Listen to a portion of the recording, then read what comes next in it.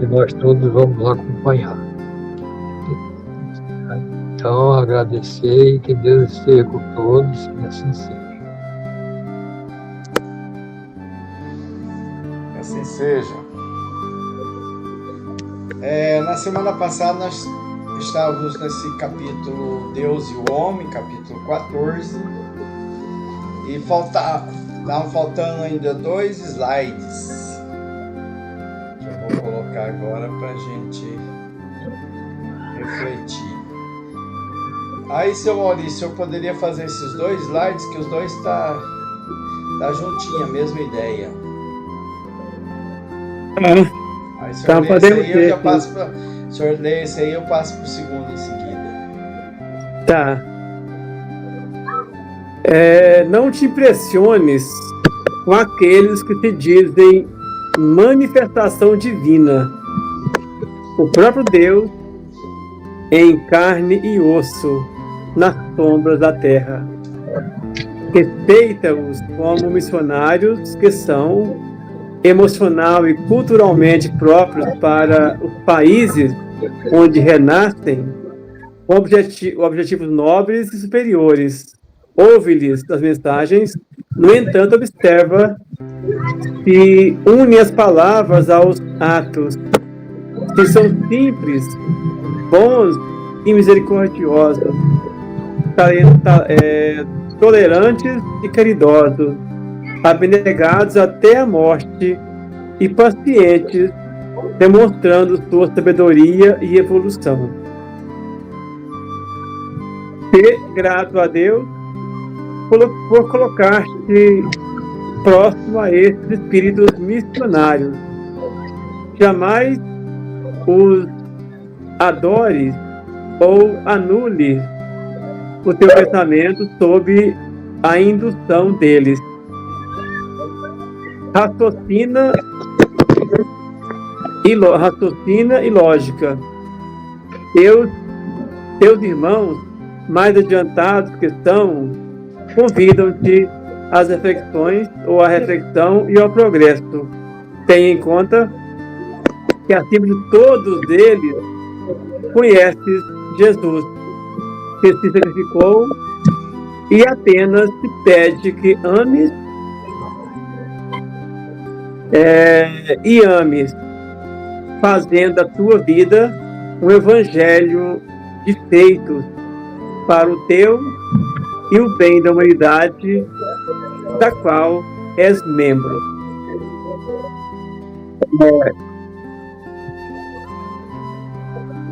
Aí nos dá um conselho, né? Então, quando alguém fala, não te impressiones com aqueles que se dizem manifestação divina, porque aquele que se diz intérprete de Deus, aquele que se diz missionário de Deus, aqueles que se dizem enviado, representante de Jesus, representante de Deus na terra, assim. Então, aqui manda respeitar, né? Que é interessante.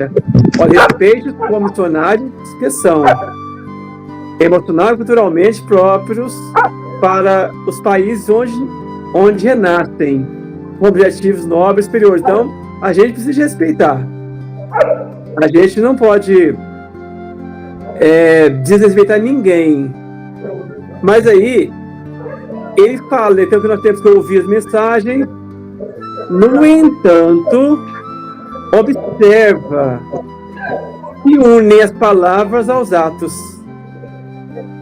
Se são simples, olha que interessante, que nos mostra. Então, aquele que se diz profeta, aquele que se diz representante de Deus, analisa os atos. As palavras e atos coadunam, e são coerentes, né? Os atos. Aí, vocês são misericordiosos, vocês são tolerantes, vocês são caridosos, são abnegados. E se demonstra sabedoria e evolução. demonstrando sabedoria e evolução. Porque o que demonstra a evolução nossa é a nossa prática. Não é o que nós dizemos, né? Nós podemos dizer, não, eu sou representante número 1 do Cristo aqui na Terra. Eu sou o discípulo maior do Cristo. Mas e os meus atos condiz com isso? As minhas ações, o meu trabalho aqui na Terra, será que vai condizer com isso? Boa noite, Francinete, tudo bem? Boa noite, Maurício, tudo bom? Cadê o pessoal? Boa noite, Francisca. Boa noite, Francisco. Estamos aqui. Opa. Deixa eu desligar aqui essa televisão aqui para me assistir a reunião aqui, que ali tá ruim. E esse outro, ele continua falando, né? Ser grato a Deus por colocar de próximo a esse espírito missionário. Embora, será que eles são missionários mesmo? Pode ser que sim, né? Que de repente se apresenta como tal, se bem que dificilmente alguém que apresenta como tal ser, né? Aqui fala, ser grato a Deus, mas jamais os adore. Os adores ou anules o teu pensamento sobre a indução deles. Então, a gente não pode se anular por causa daquele espírito que nós julgamos, ou que se julga, que nós julgamos, que são superiores. Aí ele fala, teus irmãos mais adiantados, que estão, convidam-te à reflexão e ao progresso. Então, tudo que vem para nós, tem que analisar. Por isso que o Espiritismo é a doutrina da reflexão. Então, por mais que uma pessoa se diz profeta, nós temos que analisar primeiro, antes de aceitar. Então, se nós enxergamos alguém que se diz muito importante, aí vamos analisar a obra dele. Por exemplo, nós vimos que o Chico, por exemplo, todo mundo fala que ele é um grande espírito que encarnou na Terra. Aí, nós devemos acreditar? Só por acreditar? Só porque alguém falou? Não. Analisemos a vida do Chico, que viveu mais de 90 anos e a vida toda dedicada ao amor. Sempre trabalhou em busca do bem.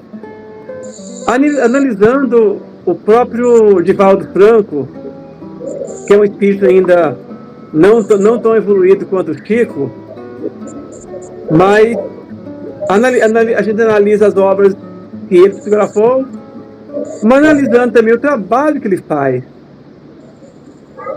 para depois saber se realmente a gente acreditar se ele é um missionário mesmo ou não.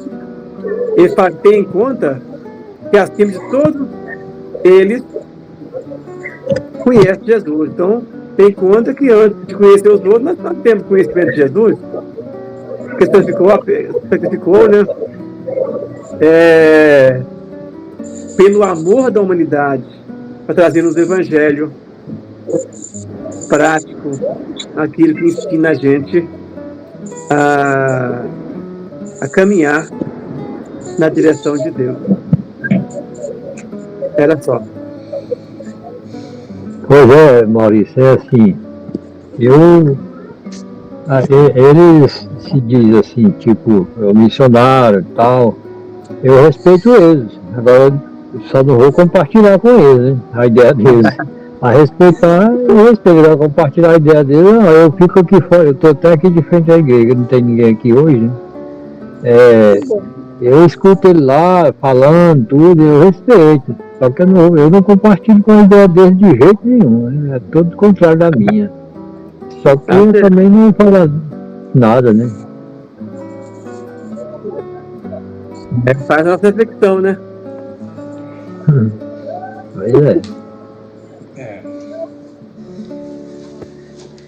Então, esses missionários, né? São missionários. Todos têm uma missão, né? Missão. Todos trazem uma missão. A nossa principal missão é conosco mesmo, né? De nos melhorar. Mas alguns, eles falam até que em outros países. Né? Tem países que a própria religião do país, ela tem característica muito, muito estranha a nós. E muitos, eles dizem que fala diretamente com Deus, que Deus mandou tal e tal recado. Alguns recados que eles mandam são até coerentes, outros são bem absurdos, né? Às vezes o Deus deles manda vingar-se, né? Tirar a vida de alguém, essas coisas assim. Então é claro que a gente precisamos nos guiar pela lógica, né? Pelo raciocínio. E observar se essas pessoas elas falam, né? Se o agir deles está de acordo com a sabedoria, com a evolução, com a simplicidade, tudo mais que foi dito aqui. E ainda ele disse para a gente ser grato a Deus, né? É uma oportunidade da gente aprender, da gente desenvolver o raciocínio, separar as coisas, o discernimento, mas não adorar. Né? A gente às vezes elege alguns heróis aqui na Terra que não tem nada de herói. E às vezes fica tão fixado nessas pessoas e nós desviamos a nossa rota. E os bons espíritos, né, espíritos superiores que são mais adiantados, e nós estamos sempre afeitos a eles, seja através dos livros, através de mensagens, nós sempre estamos ouvindo as recomendações. E eles convidam a gente sempre a essa reflexão. As próprias obras fundamentais da doutrina do Espírito, elas levam a gente a essa questão, né, de raciocinar, de refletir. E muitos desses missionários, né, de outros países, eles não conhecem Jesus. Eles desconhecem ou então desconsideram a vinda do Cristo.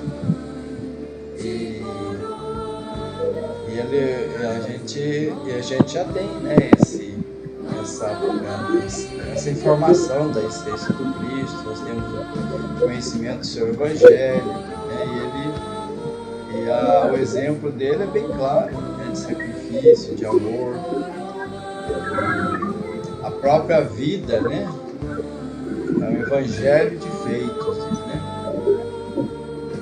então que nós também, né, nos tornemos o Evangelho redivivo nas nossas ações, no nosso viver, para o nosso próprio bem e para o bem geral. Esse é o convite que ela faz aqui. O próximo? Pode falar. Não, pode ir, porque assim, eu ia falar assim, porque, como diz, falando no mercado, né, o mercado é muito grande, sabe, no planeta, o povo compartilha demais com eles, sabe, se torna missão mesmo, porque é gente demais, e a maioria não só compartilha com eles, não adianta ir lá com outra ideia que não está nesse ponto, sabe? Mas para eles o terreno está fértil, sabe? Se você plantar, vamos supor, vai plantar arroz, vai nascer arroz demais, porque a ideia deles está naquilo ali, sabe? Então eles estão certos. Aí se nós for falar alguma coisa errada é nós, né? O mercado é tão grande lá que na hora que eles falam uma coisinha, já aplaudir de pé, né? Então, esperar o planeta melhorar, né? É isso aí. E sempre nos levar pela lógica, né? Pela coerência no ato, no praticar e no falar. Muito bem. Próximo capítulo, capítulo 15. Como seguirás? Como seguirás? A tua escala de valores necessita de uma avaliação. Depositas muita importância em moedas e gemas preciosas, telas famosas, tapetes especiais, prataria e cristais. E mesmo quando o alento da fé te bafeja o coração, busca doutrinas exóticas e comportamentos alienantes, empreendendo viagens que te levam à presença de personalidades estranhas ou carismáticas. Acalmas-te por um momento e já noutro retornam a incerteza e a insatisfação. A ânsia de querer mais e o veemente desejo de abarcar tudo exaurem-te os nervos e o equilíbrio bate em retirada. Então aqui lembra que a gente, como encarnado que somos, né, nós invertemos os valores. O que a gente valoriza como encarnados? O material, né? As posses, as moedas, as pedras preciosas, aqueles valores transitórios, né? Telas famosas, e lá de vez em quando a gente tem um apelo, né, de fé, de espiritualidade no coração, mas ainda assim às vezes a gente busca, a gente deturpa as doutrinas, deturpamos a mensagem até do Cristo, começamos a ter comportamento estranho, fala alienante, né? Aquela alienação, aquela que a pessoa que fica meio cego, né?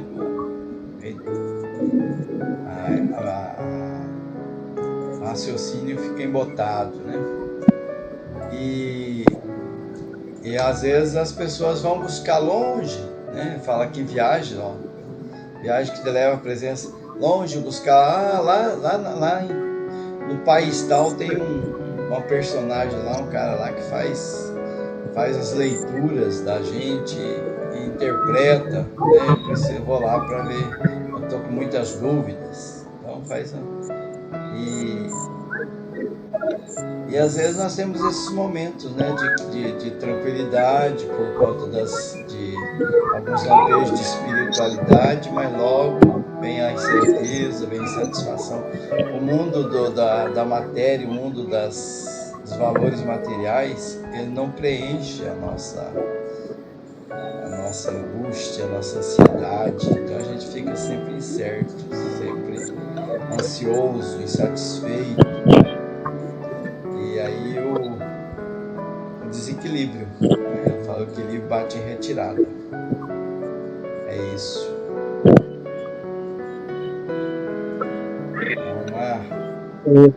Alerta. Aqui fala na nossa a tua escala de valor necessita de uma avaliação. Que a gente, é interessante, quando o texto fala muito pra gente mesmo, né? Aí fala que deposita muita importância em moedas e gemas preciosas. Então a gente dá valores exagerados às coisas materiais. Quer dizer isso. Valorizamos coisas materiais, ou seja, colocamos toda a nossa escala de valores praticamente nas coisas materiais. Esquecemos das coisas espirituais, né? Aí depois eu falo que mesmo que a gente tenha um alento da fé, quando nós estamos assim, depositando toda a nossa força, a nossa escala de valor, tudo depositado nas coisas materiais, aí às vezes nós vemos a fé, vem um alento para nós, no bafejo, né? No coração, dá um refrigério para nós, mas ele apenas nos acalma um momento e já no outro momento a incerteza e a excitação volta, retornam. Por que isso? Porque nós depositamos nosso sentimento aos valores materiais, não tem como a nossa tranquilidade ser infinita. Ela pode até ter um pouquinho de tranquilidade, mas o restante tem, porque nós estamos colocando tesouros, porque o próprio Cristo fala que onde nós colocarmos nossos tesouros, aí o nosso coração estará. Aí depois ele encerra aí, fala que a ânsia de querer mais e o vermelho desejo de abarcar tudo exaure os nervos. O equilíbrio bate em retirada. Então, vem o nervosismo e o equilíbrio vai-se. E nós ficamos com nossas coisas materiais. Por isso, hoje, se percebe quantas pessoas que têm tudo material, tem riqueza, tem beleza física, tem muita coisa, e estão em depressão, estão com ansiedade, muitos estão suicidando, porque isso acontece porque nós colocamos maior valor nas coisas materiais. É isso. Arsanulfo, quer comentar? Opa! Não, tá bem explicado. Bem explicado, ó. Francisca. Como bastante está bem explicado. A gente vive mais a matéria, né? Sente mais a matéria. Vamos pro próximo, então. Esse é do senhor, São Maurício. E para continuar um pouco falando, os tesouros valem o preço que lhes atribuís. Então, esses são os valores dos nossos tesouros. Nenhum deles preenche o espaço da saudade de um ser amado ou traz o amor legítimo de alguém ao coração solitário. No deserto ardente ou numa ilha solitária, não te propiciam uma gota de água ou uma baga de pão. O conhecimento sem disciplina mental igualmente faz-se instrumento de perturbação e instabilidade. As várias teorias díspares e conflitantes entre si aturdem a razão. Então, acho que fala aqui no começo, fala que nenhum dos tesouros preenche o espaço. Olha, começa da saudade de um ser amado, ou traz o amor legítimo de alguém ao coração solitário, porque nós damos mais valor a um tesouro material. Por exemplo, nós conseguimos ter, por exemplo, uma pedra preciosa que vale alguns milhões. Nós trocamos ela, nós trocamos alguém por ela. Ou seja, o tesouro material, nós preferimos o material e às vezes abandonamos uma pessoa que poderia encher nossa vida de alegria, de felicidade, mas a gente acaba preferindo as coisas materiais. Nenhum desses tesouros preenche o espaço de saudade do ser amado, né? Ou traz o amor legítimo de alguém ao coração solitário. Não tem como. Por isso, a gente vê pessoas que passam maior dificuldade financeira, uma dificuldade até de se alimentar, ser mais feliz do que pessoas ricas que falta no coração o amor. Aí fala no deserto ardente de uma ilha solitária, não te propicia uma gota de água ou uma baga de pão. Então, você está no deserto com uma pedra de meio quilo, pedra preciosa de meio quilo na mão. Para adiantar o quê? Essa pedra preciosa vai te trazer uma água? Vai trazer um alimento? Não. Vai trazer um consolo, vai trazer um carinho, palavra amiga? Não. Aí ele fala do conhecimento, né?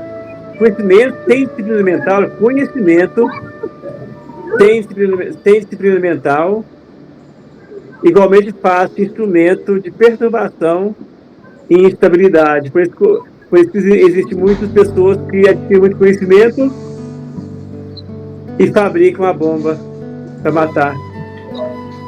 Porque o conhecimento não tem disciplina mental.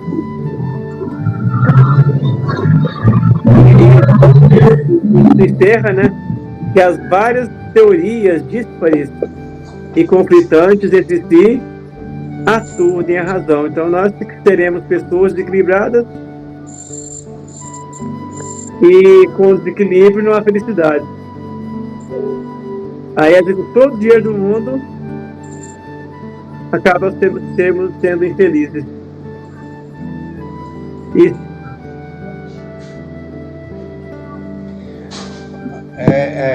Essa questão que o senhor colocou, né, de trocar os afetos, trocar os amores pelo material. A gente faz isso quase que sem perceber.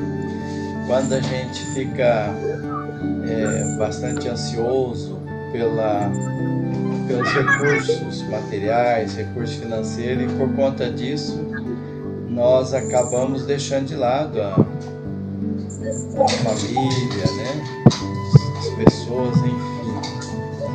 Então nós invertemos, né? A gente vive na Terra como se aqui fosse a eternidade, né? Que fosse o durável. Então a gente acaba desprezando o espiritual, que ali sim que é o que vai valer, que é o que não tem fim, né? Que é eterno. E aqui é passageiro, mas a gente acaba dando uma importância muito grande às coisas aqui, a essas valorizações, né, do tesouro, né? Nós atribuímos valores muito maior do que aquilo que realmente vale. E a gente fica confuso muitas vezes, porque de vez em quando nós somos chamados à realidade. Quando a gente se despede de alguém, aí a gente percebe que poderia ter feito mais. Então, aí nós ficamos em conflito. Comentários mais, Barçanufo? Não. Rapaz, infelizmente eu dei uma cochiladinha nele que eu falei. Mas pode falar algum. Não, tranquilo, tá tudo explicado bem como vocês falaram. Tá bom. Vai fazer mais algum, seu Maurício, ou já tá no horário? Mais um? Que dá. Vamos lá. Toda busca da verdade para legitimar-se deve ser fundamentada na paz. A pressa responde pela imperfeição de qualquer obra, quanto à indolência pela demora na realização. Acalma-te, dá ritmo equilibrado aos teus interesses, e encontrarás o filão de ouro que te conduzirá à felicidade. Então é deixar fluir, né? A vida, a viver. Nós temos uma dificuldade de viver, ficamos ansiosos, aflitos, apressados, angustiados por coisas que não é importante. O importante a gente deixa de lado, né? Então aqui ela nos convida a se acalmar, a ter paz, né? A não ter essa pressa, porque essa pressa de conquistas, ela leva à imperfeição, né? À não realização. Não é por isso também que a gente vai deixar a coisa acontecer, né? Então, nem uma coisa nem outra, equilíbrio, né? Nem indolência, como ela diz aqui, nem a pressa. Os dois extremos não é bom. Então, acalmar, botar a cabeça no lugar, dar um ritmo equilibrado aos interesses, saber separar as coisas, né? Saber dar valor às coisas de acordo com aquilo que ela realmente vale, né? A gente vê as prioridades, os interesses, o que é importância, o que é importante, né? O que é importante agora, o que eu preciso valorizar realmente e viver, né? A vida é para ser vivida. A gente fica atormentado, a maioria dos tormentos e das angústias que a gente passa é por conta desse desequilíbrio que nós nos impomos. E isso também reflete nos demais, nas pessoas que de nossa convivência, todos sofrem com isso.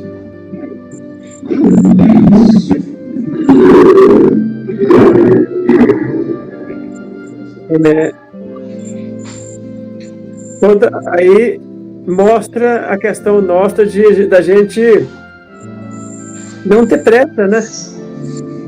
Ir tranquilo, que toda busca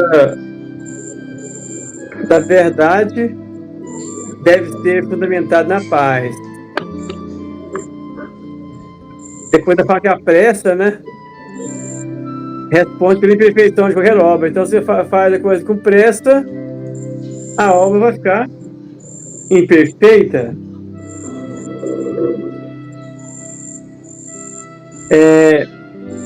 Tem uma pessoa que diz, né? Ando devagar porque eu tenho pressa de chegar. Porque se for correr demais, poderá tropeçar, machucar a perna e não conseguir chegar, né? E demorar muito. Vai ter que parar. Por isso a pressa. Aí tem aquela que é dito popular que a pressa é inimiga da perfeição, né? Não faz com muita pressa, então pode correr risco de fazer tudo errado. Aí, para finalizar, acalma-te, dá ritmo equilibrado aos teus interesses, assim, desse jeito, encontrarás o filão de ouro onde a felicidade. Então, filão de ouro é a felicidade, na verdade. Ele está fazendo uma analogia com o material, e a nossa busca pelo ouro, quando nós trabalhamos com material, esse ouro significa a paz de consciência, a tranquilidade e a conquista da felicidade. É só.